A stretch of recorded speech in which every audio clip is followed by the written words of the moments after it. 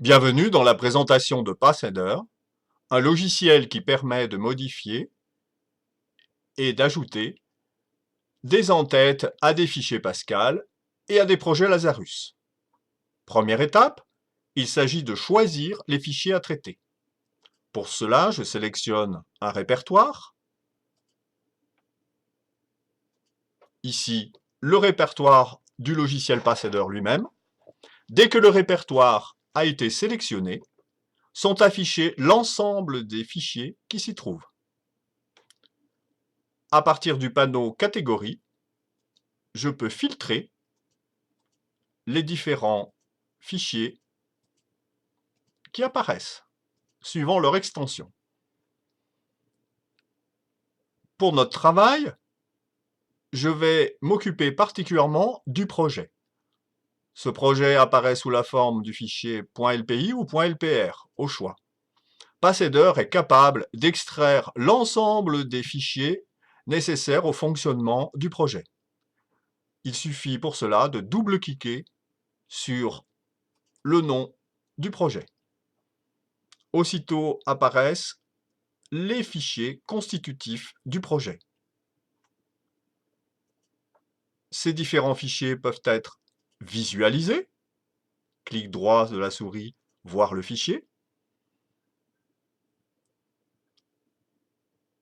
On voit que le fichier apparaît sous la forme qu'il aurait dans l'éditeur Lazarus, sous forme d'une syntaxe colorée. Voici l'entête qu'il faudra modifier.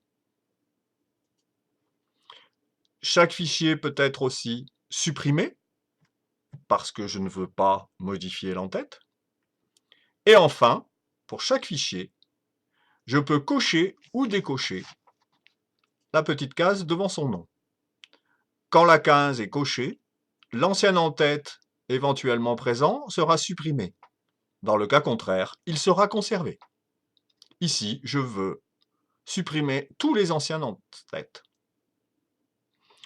Mes fichiers sont choisis. Je peux, à présent, préparer l'entête.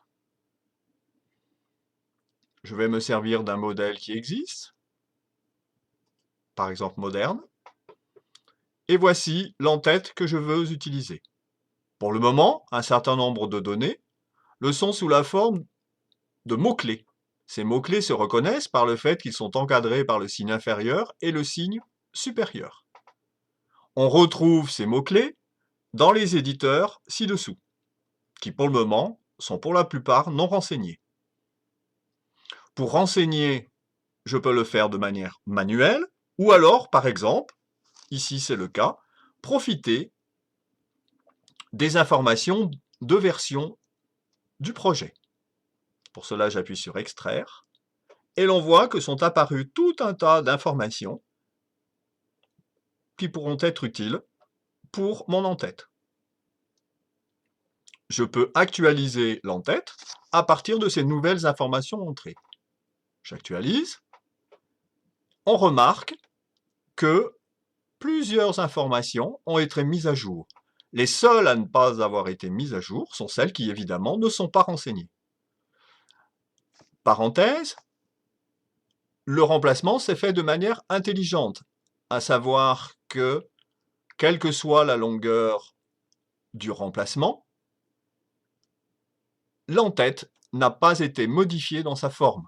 Il ne le serait qu'au cas où la valeur de remplacement vraiment serait trop grande par rapport au modèle.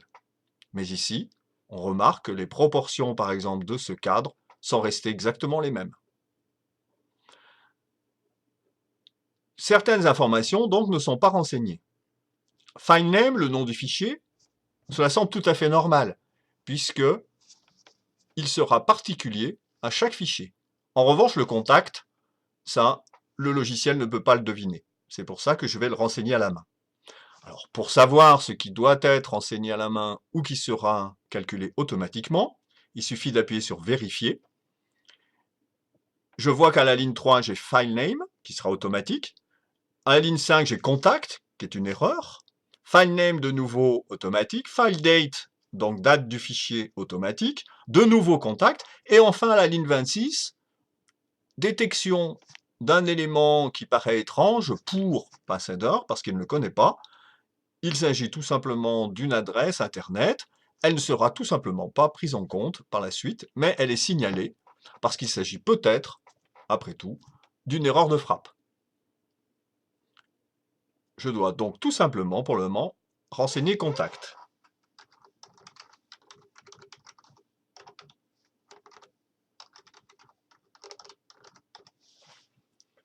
Quand j'ai renseigné la rubrique contact, la seule qui était utile dans le cas qui m'intéressait, j'actualise de nouveau, et là j'obtiens un remplacement de la valeur contact par l'adresse que j'ai rentrée, l'adresse mail.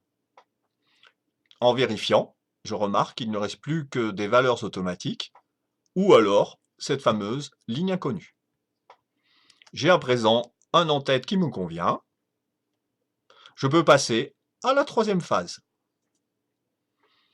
Dans la troisième phase, j'ai un panneau d'information qui me donne l'en-tête en cours, ainsi qu'un second panneau qui m'indique quels sont actuellement les fichiers disponibles et qui vont être traités. Il est fortement conseillé, afin de vérifier que tout se passera bien, de faire une première action qui va être de simuler le remplacement. J'appuie sur Essai. Dès que j'ai appuyé sur Essai,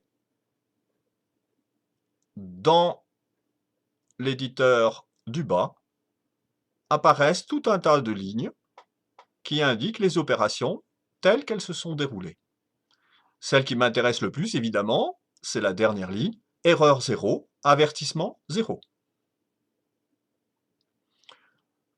Je peux voir une préfiguration de ce que sera tel ou tel fichier modifié en cliquant sur son nom.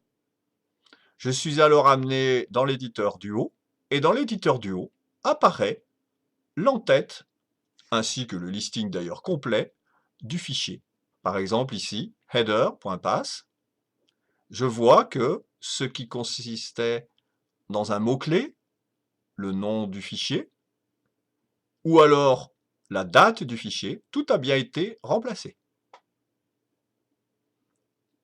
De même pour main, je vois qu'il s'agit bien de main.pass et que la date correspond au fichier.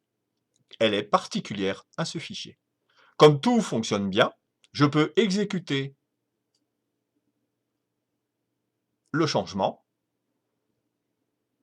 Quand j'ai effectué le changement, d'une part, le premier panneau ne contient plus que le modèle d'information. D'autre part, par un clic droit, je peux voir le nouveau fichier tel qu'il a été transformé. On voit qu'effectivement, l'en-tête a été totalement modifiée.